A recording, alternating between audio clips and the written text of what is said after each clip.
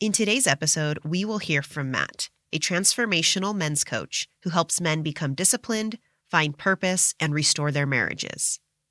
Matt opens up about a very dark season of his life where he dealt with intense anxiety, a daily drinking habit, and a marriage that was falling apart. Let's hear more about the street he lived on. You are listening to The Streets of Our Lives with your host, Lena LaRue. This podcast is all about finding inner healing from our past hurts. You will hear real stories from people who found healing from trauma, addictions, and health issues. We will also look at topics concerning mental health, physical health, emotional wellness, relationships, self-love, and more. None of the information you hear is meant to replace professional guidance. This podcast is meant for inspirational purposes only, and you are encouraged to seek out professional advice elsewhere. I hope you enjoy the show. When you think back to one of the most difficult times in your past, how would you describe it in just 3 to 5 words? Dark and alone. So I don't know if you count that as 2 or 3 words, but that's what came to me. I know I have felt that, feeling alone and like I'm living in darkness. If you're feeling like this right now, just know you aren't alone in that, and I'm sending you a very big hug. If you don't already know this podcast, The Streets of Our Lives, is a show where we tell stories about specific challenging times in our lives. The street is figurative for a specific time in our lives. Ironically, when I was speaking to Matt about this specific time in his life that was challenging for him, he was literally living on many different streets at that time, moving from one place to another to another. Frequently moving around can be both physically and mentally taxing. I say this from experience, as I have moved more times than I can even count. Part of the chaos that was my 20s was moving a lot. So I probably lived on 15 different streets in my 20s. I moved a lot when I was single, and then in school, different roommates, etc. And then moved back to Ottawa from Vancouver when I was 25 when we got married. And then my wife and I, things were rough for us for the first 8 years of our marriage anyway. And we moved almost every year for the next 10 years. So lots and lots of streets. So we've lived in probably 15 places in the last 2 years. So the trend doesn't seem to be slowing down, but we will be settling down in Austin this fall with our own place. So, Got it. Yeah, grew up in Ottawa, lived in Vancouver and Ottawa during my 20s and early 30s, and then moved to Austin, Texas a couple of years ago. Yeah, convoluted answer to to the memories of your street at that time. It's like, well, there were a lot of streets. There's still a lot of streets. So Matt, why don't you share with us some more about the street that you lived on during this time? Yeah, like any story, it's difficult to choose where to begin with it, right? Because you can trace it back, however many ancestors you want to go back probably. But really, if I was to, try to find a starting point, to be in my early 20s, the sins of my youth started catching up with me. Let's put it that way. So hiding things from myself, not owning up to things I've been doing wrong, unhealthy patterns of relationship, etc. You can get away with a lot of that when you're a teenager, and even when you're in university and you're partying, and then real life starts kicking in a little bit, and they don't work as well. And this was very disorienting for me because my life was not going like I wanted it to go, but I was still adamant that I was fine and everything was okay and I was having fun. And what really happened is that when I was 23, 24, it started all culminating in really intense social anxiety. Okay. And I wasn't particularly aware of it because I'd been anxious for so long that I didn't know I was anxious. I just thought that's how everybody was. But it started getting so bad, like my then girlfriend, now my wife, she would call me and I'd be talking to her on the phone and I'd lose my voice. Like, if you've ever seen somebody talking on stage where they lose the ability to speak, that would happen to me, talking on the phone to my mom or my girlfriend, not in like, in front of a crowd of thousands or something, just everyday life, ordering coffees, everything. And it got so bad that I was, ceasing to be functional on some level. And I've been drinking hard for a long time at this point. I've been drinking almost daily since I was 16, and I was drinking, very much daily at this point. And my wife and I got pregnant, or my girlfriend and I got pregnant. We got married moved to Ottawa from Vancouver. I started in my career as a financial advisor. That's what my dad does for a living. And when we got pregnant, I thought, okay, well, I don't know anything. I don't know what's going on in my life. I don't know what I want. I don't know what to do. But I had one certain thing in my life was that I better figure out how to make some fucking money because I've now got a wife and a child. That gave me something to cling to. So Sure. I clung to that and I was like, okay, I don't know what's going on in my life. And I'm so confused. I don't even know that I'm confused, but I have one key thing of clarity, which is I need to build a career for myself. That was the only thing that progressed in my life for the next 6 or 7 years. And I ended up doing, quite well in a career as an investment advisor, managing investment portfolios for wealthy Canadians and wealthy businesses in Canada. It was good. I enjoyed it. There's lots that I loved about that job. But while I was doing that, the first 5 years, how that industry works is you basically, metaphorically, you're given a phone book and it's like, okay, find some clients. The first few years are very, very hard financially, very, very hard in terms of the amount of hours you have to work. And so Sure. my personal life's falling apart. My drinking is getting extreme. Things with my wife are not progressing very well, as you would imagine, given that state. But the one thing that was moving forward was my career. But all of this got to a point by the time I was 29 that I was finally aware, like, okay, things are not going well. And like, I don't know if I can handle this much longer. And I'm very fortunate. I don't tend towards suicide and depression. I more tend towards anxiety. So if I had tended in the other direction, that would have definitely been on the table, but just, luck of the draw, that's not the direction that my Sure. body goes. But my anxiety was very much unmanageable at this point. And I heard a line from Jordan Peterson, which was, if you have any memories that are older than about 18 months and they still cause an emotional reaction when you recall them, there's something in that memory that is trying to teach you something that you haven't learned yet. That changed my life because I heard that and I was like, Paul, every single memory that I have causes an emotional reaction with zero exceptions.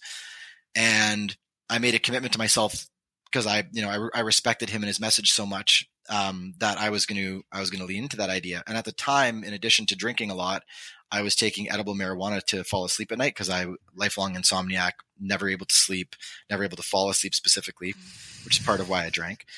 And when you recall a memory that's trying to teach you something that you've been hiding from yourself, but you do it on a very large dose of edible marijuana, you're going to get the information, whether you want it or not. And so for 18 months, I spent 1 or 2 or 3 hours a day going through every memory I can think of that I had an emotional response to. And I don't recommend doing that. And that's not what I help my clients with because it was very destabilizing. I basically had a personality collapse.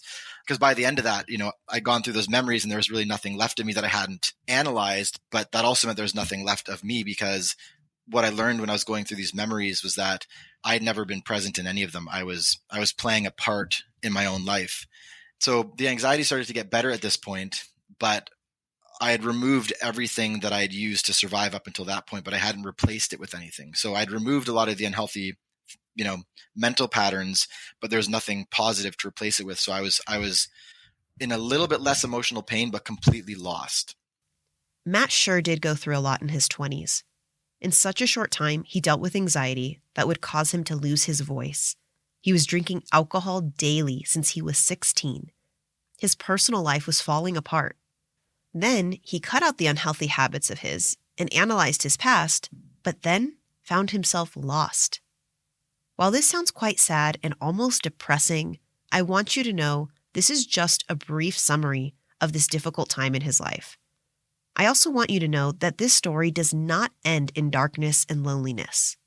Matt has come a long way from this, and that's the reason I invited him onto the podcast in the first place. In the meantime, let's hear some more details about this difficult season of his life and how he found healing after it.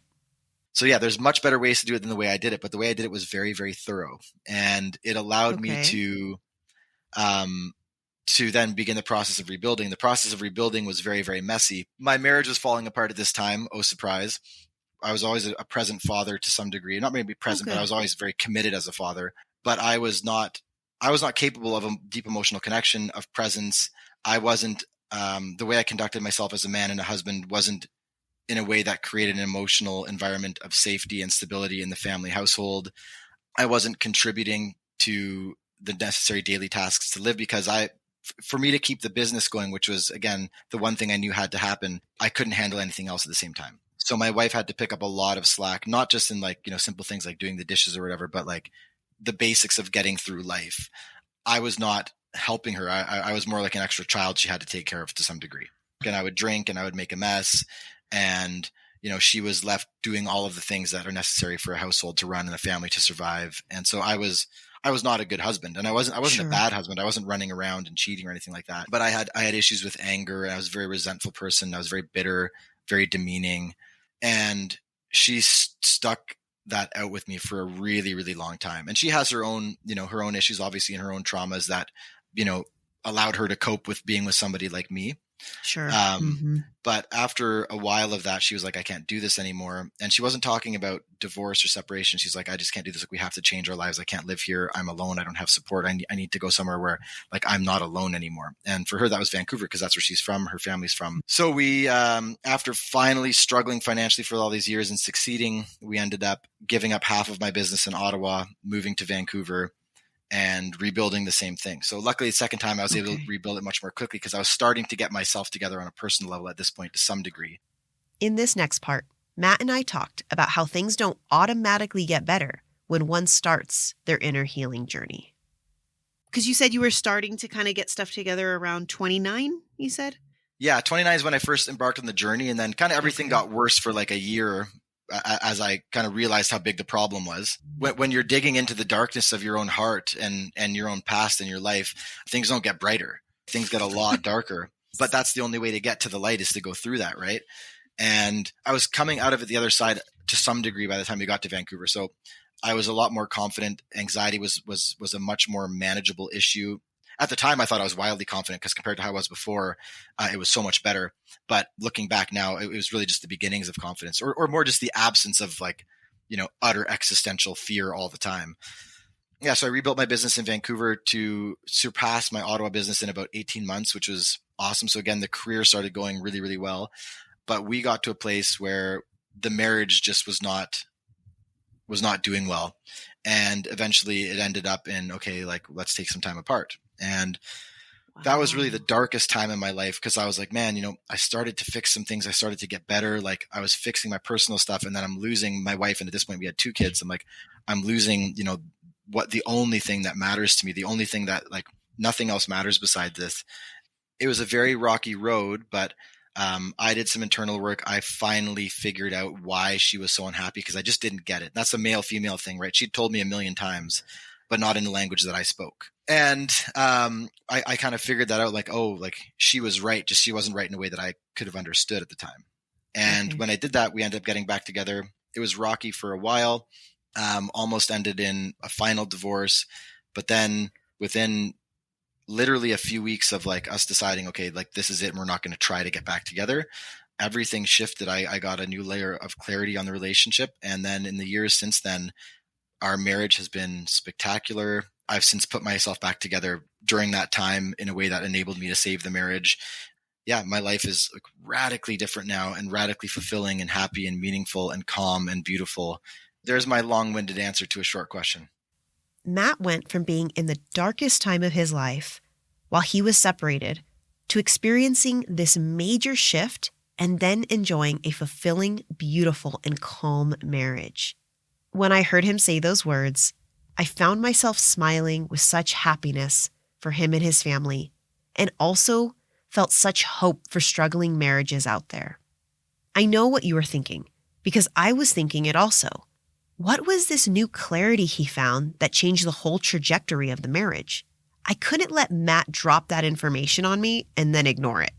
So I asked him what led to that moment of clarity. There's a bunch of different pieces to this, and we could talk about this more, including like nutrition. I had food allergies that were playing with my psyche more than I realized and making my thoughts more anxious and dark.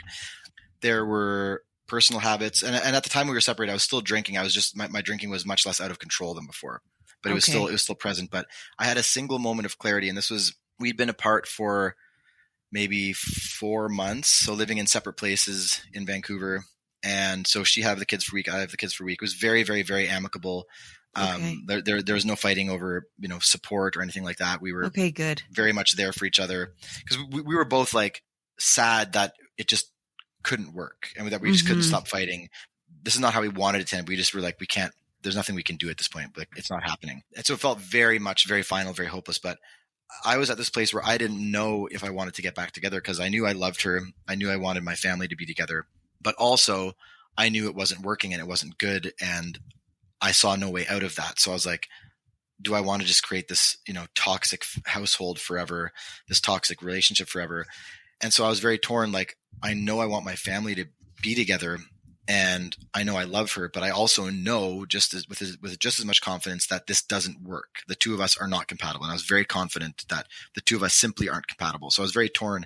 And I've been doing a lot of internal work over the last 3 or 4 years, but I wasn't yet to the place in my personal journey where I felt a sense of confidence and direction in what I wanted. That where you really can bring the masculine energy to the relationship and say, I know where I'm going. I know what I want. And I'm confident about that from a deep place in my being. I was not there yet. Everybody has to find that self-actualizing thing in their life. But for a lot of women, this is true, but especially for men, this is true. That's very much tied to career. So when I ended up switching my career, which is another story, that was a big part of me finding that sense of clarity and purpose. But at the time during our separation, I was so uncertain of myself. Even though I'd done a lot of work and I was at a much better place, I still didn't have clarity about what I wanted or what was important to me. And so I was very torn. Do I want to get back together or not? And at the time, I did psilocybin mushrooms. I don't remember what the dose was. It was 3 or 4 grams. It was like it was a big dose, but not an enormous dose. It's very much, I mean, I guess you can use it recreationally. I never have, but I've used it only a handful of times, specifically for deepening my psychological work. I went into it with a clear purpose, which is like, I've made it this far in my life by making sure I look at all the places I didn't want to look, because up until 29, I hid everything I could possibly hide for myself. Obviously, I didn't know I was doing that. And then at age 29, I spent those 18 months where I'm like, there's nothing I'm going to hide for myself. I'm going to look under every rock I don't want to look under and see what's going on in the deep recesses of my mind. And so I went into the mushrooms and I was like, I'm going to see anything I don't want to look at or anything I want to avoid. I'm going to look at it. So I went this painful mushroom trip for an hour or two. And I remember a couple of hours in, I was like, I just want to know, like, I need closure. I can't keep living in this in-between space. Are we like, what do I want next? Do I want to try to get back together? Do I want to keep doing this thing we're doing? Do I want to finalize the divorce? And I remember just this absolute clarity. There was nothing else except I want my family back. And those words just kept repeating in my head. I just want my family back. And it didn't say, you can make things better with Whitney. It didn't say you and Whitney are meant to be together, or you're not actually compatible. It was none of that. It was, I just want my family back. And so when I came out of that, I realized, okay, my deepest want is to get my family back. So now I need to do that. Nice. And yeah. So that was that singular moment where things turned around, where I actually got clarity. Like, no, what I really do want is to get back together. And as much as I'm aware of the problems and I'm afraid of them and I'm uncertain whether we're compatible, and at that time I was confident we weren't, I was like, that doesn't matter as much as my desire to just have my family back together. Before I address the mushroom trip that Matt went on, which I know some of my listeners were probably shocked by, I want to address something else first. It's quite reassuring to hear that while Matt had done inner work for a couple of years, that he still felt uncertain and lacked clarity. So why do I say that's reassuring? It's helpful to know that while we may find some progress in the first couple of years of our inner healing journey, there may still be parts of us that need more attention and healing. It's so reassuring to know that this healing stuff isn't overnight. To know that there are people who are years into their journey who still are looking for answers gives me such a feeling of relief. It's a reminder that healing takes a lot of time. Honestly, I don't even think it has an end date. It's a lifelong journey of making progress, little by little, day after day, year after year. Okay, now let's address the mushroom trip. I know I have listeners who may be really turned off by the fact he mentioned taking psychedelics to enter a deeper state of mind. Please know that neither Matt nor I am advocating that you do this. This is just a part of his story, and it's something that he felt could help him in his inner healing journey. While I may not advocate people to take psychedelics, I also did not cut this part out of the episode because it's not my story, it's Matt's. And I want to be transparent about his journey. Do you think people can, if they practice enough without like psychedelics, for example, without mushrooms, do you think someone can get to a place where they can connect more to that subconscious, to their intuition, without having to take psychedelics? Yeah, I absolutely do. And all of the gurus and the mystics of the ancient past, they all say you don't need these things. I kind of view it as a shortcut, and shortcuts Okay. have risks inherent in them, right? And sometimes when you're in a really dark place and you don't know how to get out, creating that connection that, yes, you could create it if you practiced, spiritual techniques or meditation for months or years, you could get there without it. But when you're in a place where like that's not going to fucking happen, I do think it's a very dangerous game to play, but I also think that it can be just what you need at the right time. So Matt does his mushroom trip. He has this moment of clarity, realizing he wanted his family back together. Okay, and then what happens after that? The reason why I'm able to have some insights into these issues is because I was so clueless about them when I was going through it. And that's what allows me to, work with my clients in the way I do. Is I didn't come from a place where I understood all these things and then, managed to live them out. Like I didn't understand any of this. And so my wife, one of the things that really that's the only thing she'd asked for me during this time we were apart was space. So I was like, okay, I came to this new clarity, but I'm like, I have to give her space. And what happened is eventually I heard that she was, considering dipping her toes into the dating pool. And at that point, some of my own past trauma and other things started bubbling up, and I was like panic mode. I was like, no. So I just went completely in the opposite direction that you're supposed to go in terms of like all the good advice for men about how to handle these things. And I just was like basically begging her, like, we have to talk. We have to talk. We have to talk. And I invited her on a trip with me to an island near Vancouver for a few days to talk. And she basically said no. And I was like begging her. But she, again, there was no animosity between us at this point. There was just like sadness. It wasn't working. And so she was very patient, hearing me out.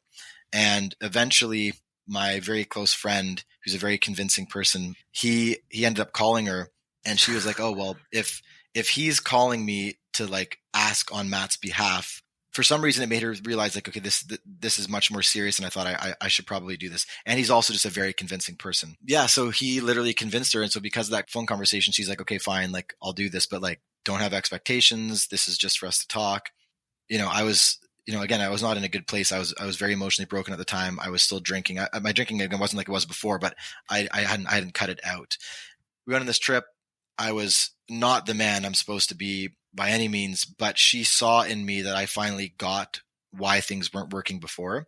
She saw that I hadn't figured out a solution. I wasn't even, close to figuring out a solution, but she saw like, okay, this guy that I love, that we've built a family with, and he finally sees what he was doing, and he finally understands where I'm coming from. So for the first time ever, I was like, hey, you said these things and I get it now. Because what happened to me, partly the mushroom trip, but partly just after I had this moment of clarity, realizing afterwards is like, man, I get where she's coming from now. I know the problems that she's talking about, and I know why she was unhappy.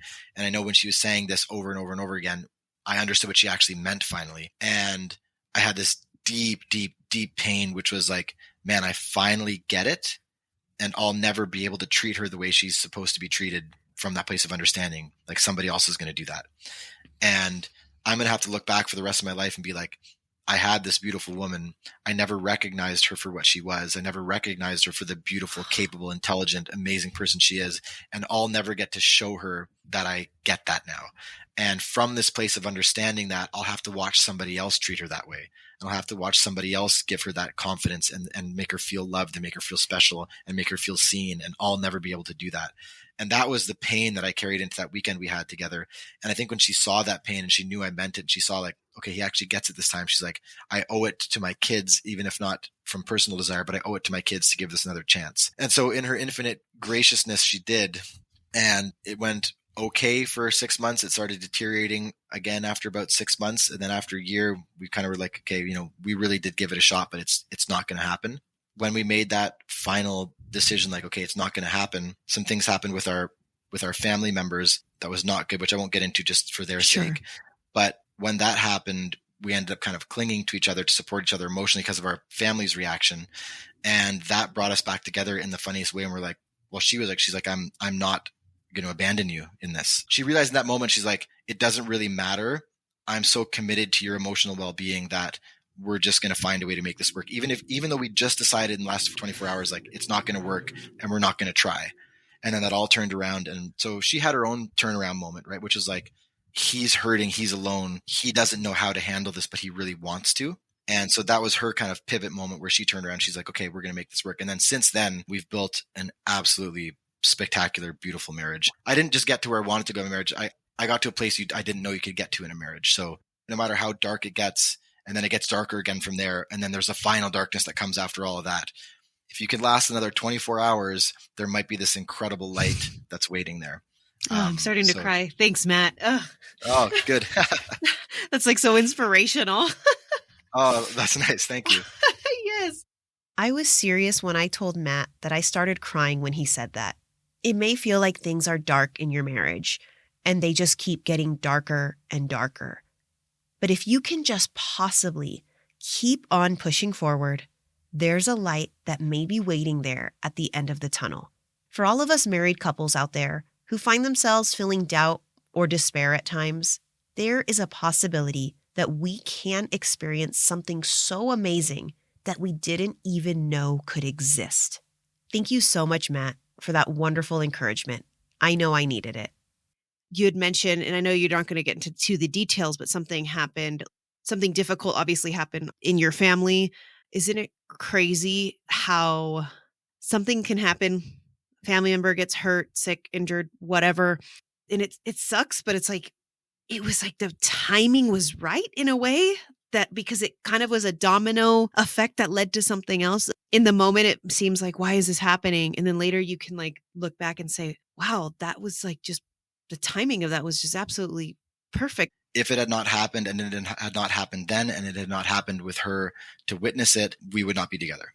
And so without that, I would have lost everything. So it's amazing. And this is a theme in my life. And I think it's a theme in everybody's life. It's like, if you can correctly understand what happened in a moment of intense pain, it does become an incredible gift. And in my own life, I've had very few exceptions to that, where if you get to the place that, you're meant to be, that your soul wants to be, that God, source, universe, call it what you want to call it, wants you to be, you'll look back and you'll say, none of that would have happened except for these utter disasters that I went through. You have to get there, because if you don't get there, then you look back and it's just pain piling on top of pain, piling on top of pain. But if you can get there, you look back and you're like, thank God that pain happened, because without that, I would have none of the joy that I have now. So spot on, man. So spot on. And a lot of it has to do with your perception. And can you start to change how your mind is? Can you start to rewire your brain to start seeing things in that way? And you know what's sad? As I don't think enough people can do that. I could be wrong, but deeper topics, deep conversations like we're having here, this stuff isn't talked about in school. Everything is about just pretty much logic. Don't think about emotions, just repress them. They're not there. Don't worry. Or to the other extreme, getting way too emotionally dysregulated in the sense where then you just blame everything. I'm upset because you did this to me, or, where they can't come to a solution themselves. Right. So I think that needs to be practiced more, is accepting the pain, not ignoring it, being with it, understand that it sucked, but then being able to look at it and be like, hey, but I can grow from this and good things can come out of this. Yeah. And that goes back to, you mentioned earlier, like living from a place of balance. And in the school system, we're taught to live in a place that's purely from our heads. And we're taught that any emotional content that takes place in an academic setting is going to distort the facts, is going to distort the objectivity, and doesn't actually matter. So the facts are the facts, and your emotions are sort of just arbitrary. They exist only in your body, and they have no deeper meaning that's attached to reality itself, to objective reality. So we're taught that our emotions will simply distort reality itself. And on the flip side, we're also taught that, well, whatever you feel is valid. If you're feeling something, it's valid. And so we're in this really strange place where we have to hold these two incompatible truths together. And that doesn't lead us to a place of proper emotional regulation and integration of the head and the heart. It leads us to a place where they're super far apart. They're not allowed to interact with each other, and none of them are functioning well because they're meant to function together. And if you can bring those two things back together and live from a mind-body place, a head-heart place, that's where the beautiful life takes place. But we're not taught that. C.S. Lewis wrote a book called The Abolition of Man. It's 3 lectures of his. And the first section is based on the first lecture. It's called Men Without Chests. And he's saying humans. He's not saying males without chests. And the Greeks had this idea that the head, logic, reason, the chest, emotion, sentiment, courage, and the belly, desires, appetites, basic survival needs. And through this process of saying our emotional state and our sentiment has nothing to do with objective reality itself, it's just an arbitrary thing that we attach to it. So an eagle isn't soaring majestically. We just find that eagle beautiful, so we say it's majestic, but there's nothing inherently majestic about an eagle flying. It's just a scientific process of wind pressure and wings.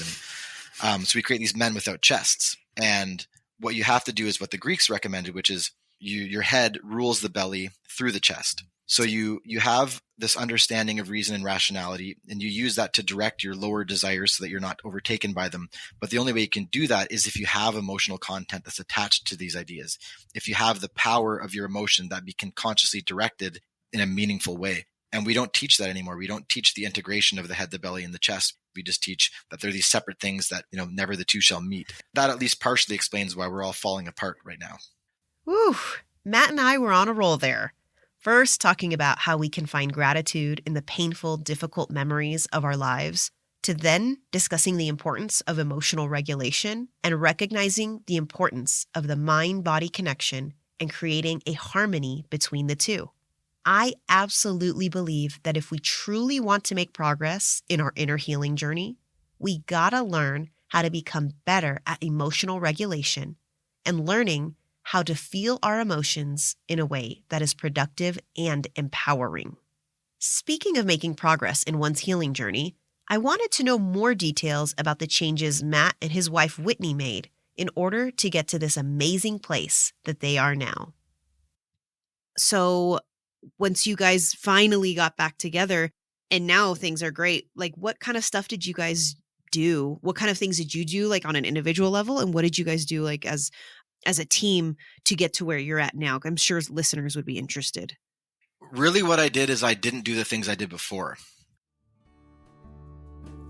You are listening to The Streets of Our Lives with Lena LaRue. I really hope you're enjoying this episode today. If you are, you would be making such a difference to the future of this show by becoming a supporter. There are 3 simple ways you can do this. 1, you can leave a review on your favorite podcast app or share the podcast with your online friends.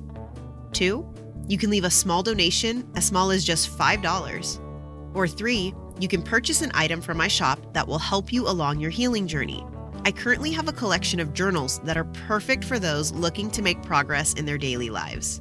I'll make sure to leave links in the description if you would like to support in one of these ways. Your support makes a big difference to the growth of this show. Now, let's get back to today's episode. The way I tried to solve problems in a relationship before was always in a very masculine way, right? The same way I would solve problems if I had problems with a buddy of mine. It's like, well, we're going to talk this through. We're going to figure out the problems. We're going to put together a plan, and we're going to go do the plan. And then if I don't do the plan, you tell me. And if you don't do the plan, I tell you. And then we get angry at each other. We figure it out. We fix it. And we move on. And what I did this time is I just listened to her. If she was upset about something, instead of saying in my masculine way, okay, well, you're upset about this, but look, I've analyzed this already. And here's actually how the percentages break down. And you're actually incorrect about being upset about that. And so I didn't do that. So when she said she's upset about something, I just said, okay, you almost lost her. There are other people who will value her, and somebody else will always have the opportunity to listen to her and to implement what she's saying. So you better fucking do it, buddy.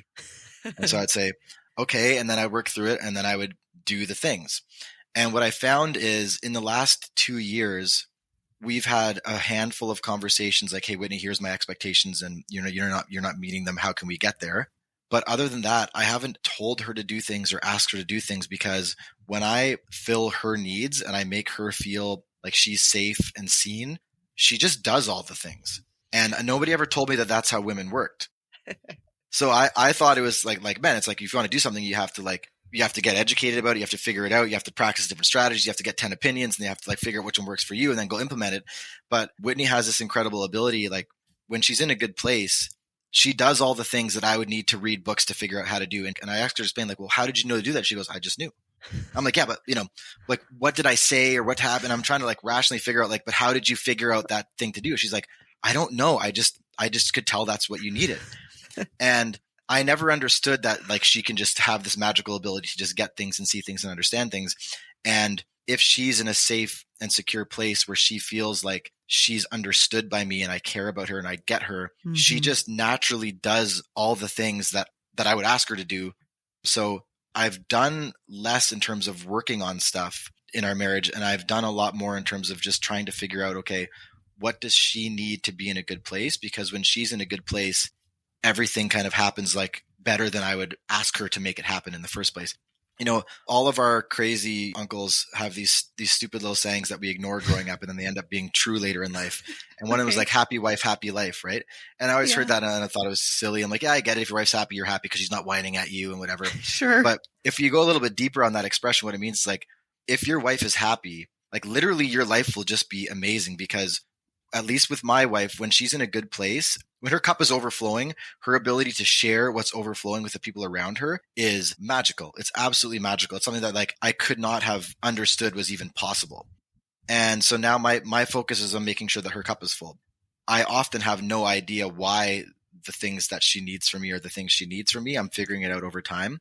I don't really need to understand.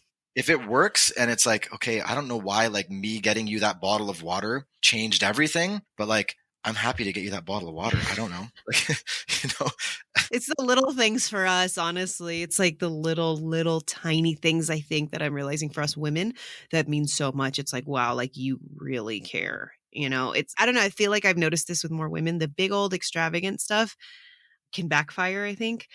I'm someone that like my love language is not gifts. I can't stand big gifts.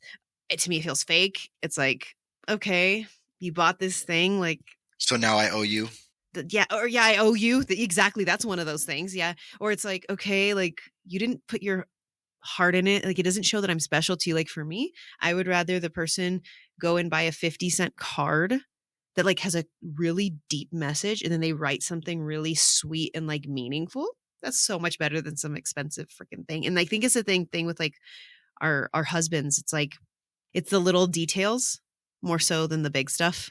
So like one I figured out not too long ago, and again, like men can be slow learners in a relationship. I think everybody would agree on that. And something I used to always do is like we go out for a date and then the bill would come when you would have a drink left. And I'd be like, okay, it's time to go now.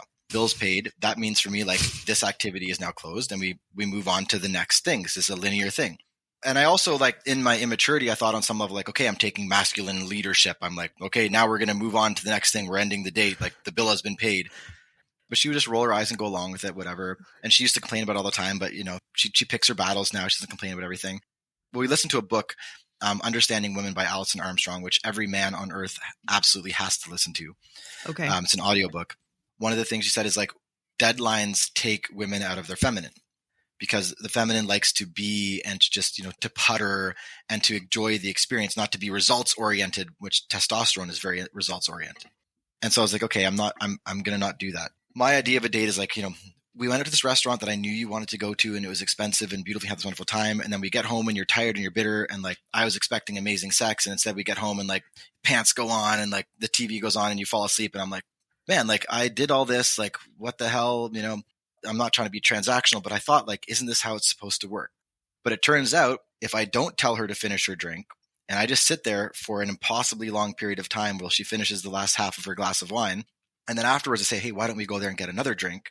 And then she gets to have another drink. And then the second one, she like drinks really quickly because something's shifted. And she's like, you know, I don't want to make him wait longer again, but he already showed me he can do that. And so I'm just going to drink the drink quickly. And then we go home and we have amazing sex. And I'm like, if someone had told me this 15 years ago, that would have saved me so much resentment and bitterness. But at least I know it now. That is so funny. I like that. That's good. I like that you said it was like less working, less of the analytical. And you said it, getting more in touch with like the feelings. My own feelings are like, do those feelings make sense? And if not, I have to repress them. And that makes sense, right? Like if I didn't, I'd beat up my kids sometimes. I'm the biggest, strongest man in our household. Like I have to be very careful with my emotions. Sure. But Whitney's relationship with her emotions is very, very different. Yes. So for her, it's not like rationally do these emotions make sense? Well, I'm just going to push them to the side and act in spite of them. Yeah, but with her, it's very different. She doesn't like kind of rationalize her emotions away and then act in spite of them. She's very, very present to them. And that's what allows her to bring the magic to our family that she brings. So when she does that, I've stopped from trying to make her emotions into the masculine understanding of emotions. And I'm like, okay, she's feeling this way. I have to do what I can to help her move through this feeling in the healthiest way possible. And if I can provide that to her, what comes after that is all of the stuff that I probably would have wanted to argue for in the first place and would have gotten nowhere on it. The whole time Matt was talking about how the female brain works, I found myself laughing and smiling and nodding along in agreement. Matt has a way of just putting these things into words that even we women sometimes can't explain. It's obvious that his healing journey hasn't been just about getting to know himself on a deeper level, but getting to know women on a deeper level in order to have a healthier relationship with his wife. You had to struggle so much with yourself, getting to know who you are, your marriage, everything. But now you are now helping other people. So if you could just kind of explain what it is that you do for others, that'd be great. Yeah. So I help men go through the same process that I've been through, essentially. I have this deep, deep belief that if we go through painful journeys, that's happened because we're meant to share those with other people in a healing way. When I left my last career and started my coaching company, that's what I wanted to do. Is I wanted to basically build an army of sovereign men who are living on their own terms, not living according to the pain of their past and the various voices in their head that are pulling them in different directions, but they can be the sovereign of their own existence. And some of my most interesting and prominent clients have been women, typically women who have a very strong masculine streak. I work pretty much exclusively with men, with a couple of exceptions. And I used to do more so career coaching because that's very much central to masculine purpose, is a career that's aligned with who you are on a deep level. And that's still a very, very strong element of what I do, but it's kind of 2 or 3 steps down the line. Now what I more so focus on is creating a sense of inner sovereignty so that you can stop procrastinating the things you know you need to do. You can stop falling off the wagon with your bad habits. You can stop doing things in relationship that are leading to a relationship you don't want anymore. So the key areas I work now are discipline and follow through, relationships, and finding a fulfilling career. And that's the journey that I went on, and that's the journey that I take my clients on, because a lot of therapy and coaching is really based in a framework that works better for women than for men. And men, whether it's emotional pain or any kind of problem in their life, they're solution oriented. They want to end up in a place where they have the power to deal with that problem. And that's not the goal of traditional therapy and traditional coaching. And so in order to do that effectively, you have to cover those 3 things. You have to cover their career purpose, you have to cover their romantic relationships, and you have to cover their personal habits and their discipline. And if you can do all of those 3 things in a particular order, you can get them to the place where they really can live on their own terms, live the life that they're meant to live. So that's the coaching process that I have with my clients. That's one of the main reasons I wanted to have you on the show too, because in this day and age, it's just, there's so much man hating. It feels like, I don't know, history went from one extreme to the other when it comes to men, right? It's like, sure, maybe there was the patriarchy, and maybe there was some really horrible men out there that just repressed women and other men too, and were just horrible, right? But then I feel like it was gone to the other extreme where men have been trained and like tamed, but in like such a horrible way where they don't have balls. I might not keep that in the episode. You should absolutely keep that in, because it's absolutely true. You can read into that and say this is intentional because you want a docile population if you want to be able to control them. And I think that's absolutely true. And I've had political experience in past careers, and I'm still involved at some reasonably high up levels in that world. And I've seen that playing out, that it's intentional. But in relationship, it's a horrible thing to see, because the men are afraid to be like men because they've been trained to believe that it's wrong and it's oppressive and it's aggressive and domineering and misogynistic. So they step out of their masculine because they're afraid of it. And on the other side, the women then have to pick up that masculine. And women create testosterone largely in their adrenal glands, which means they end up getting very fatigued and very frustrated and very burnt out by it. And they're also trained to believe that the masculine is threatening. So if the man does try to stand up at all, they view that as a threat. So they castrate him further. And then both partners in the relationship end up in this place where they're both bitter, depressed, unfulfilled, and exhausted. And that's kind of the state of relationships at this point. And I know there are solutions on the female half of that, but that's not where I think I have an authority to speak.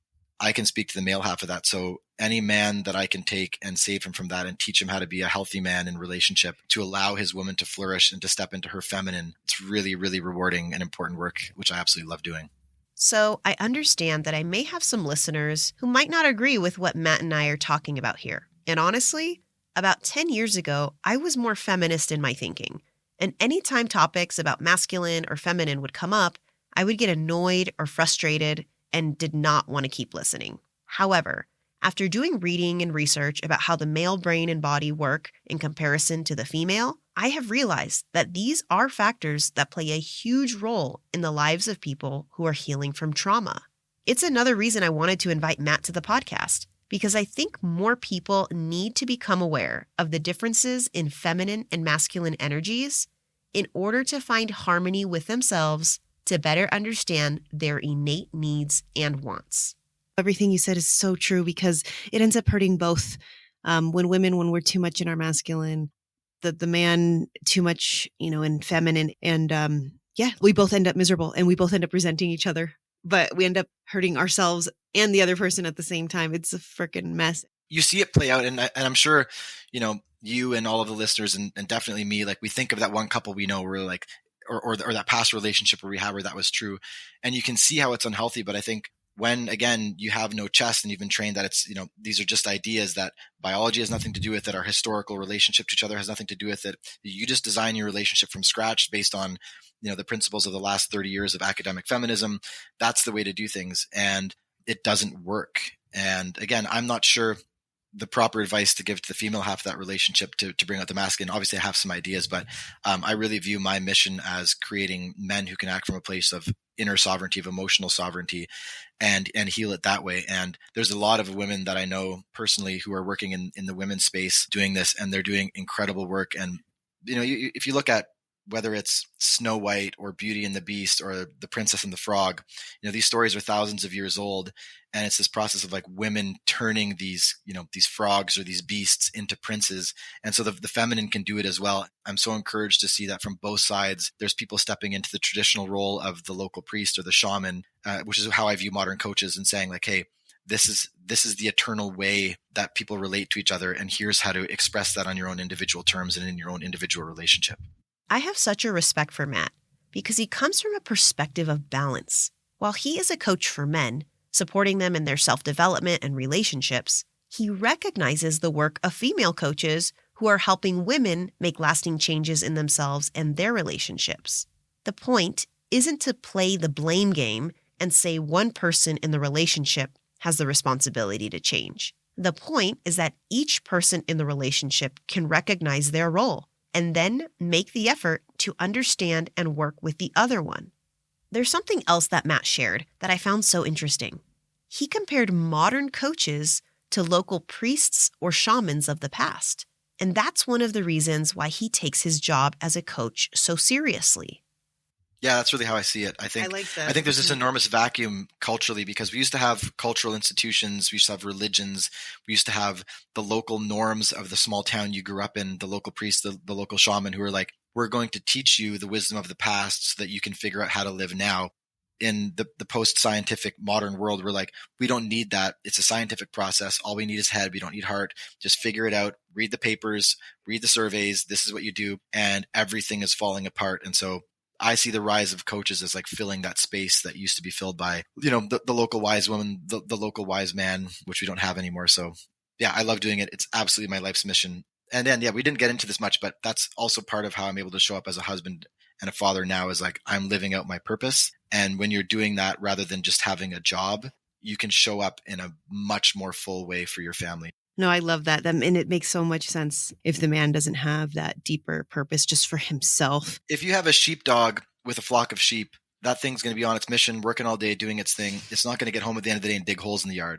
But if you have a sheepdog sitting in your backyard all day, that thing's going to tear shit up because it doesn't have an outlet for what it's meant to be doing. And men are no different than dogs when it comes to that. So you got to be a sheepdog with a flock or a husky with a sled to pull. Like, you got to find your thing. And when you do that, your biology, your spirit, your soul, your mind-body connection, all of that starts working in the same direction and everything gets better. Oh man, I was so pumped during this conversation with Matt. I found myself feeling so enlightened by his perspective and by his sound analogies. I could have talked to him for another hour if we had the time, but we had already gone over our scheduled time. As always, I had to ask my famous last question that I ask every guest at the end of the show. I asked you at the beginning about the difficult, dark time in your life, the words that you would use to describe. You had said dark and alone. So now, if I had to ask you to describe your present life in about 3 to 5 words, what would you use? On track is what's coming to me. And maybe that's because I just used the husky pulling the sled analogy, but I just feel like I'm on track right now. Like, things are moving in the direction that I'm meant to move. And in every category of my life, things are on track. Like they're not all where I want them to be, but they're all moving powerfully and beautifully towards that place of meaning in a way that is meaningful. If you didn't catch the power in what Matt said right there, allow me to repeat it. He is on track. He isn't necessarily at the destination of where he wants to be, but he is on track and is enjoying it. He is moving in the right direction in a meaningful, powerful, and beautiful way. I randomly found Matt's Instagram account months ago and really resonated with his content. While most of his content is directed at men, I decided to follow his account because I was so glad to come across someone who spoke about relationship building from such a balanced and healthy perspective. I remember seeing a post on his account where he openly shared about his past relationship troubles and knew that I needed to reach out and invite him to the podcast. I knew that I wanted to find out more about his story of going through personal darkness to now experiencing such a fulfilling life. If you felt inspired and encouraged by Matt, I urge you to reach out to him. I will be sharing his contact information in the episode description. While I found myself smiling and nodding along to many things Matt said in this conversation, a key takeaway I would like to share is this. The journey to find inner healing is not fast. It's full of ups and downs.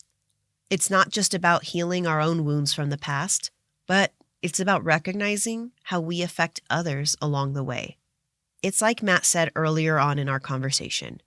When you're going through your pain and darkness on the inside, things usually get darker and more difficult.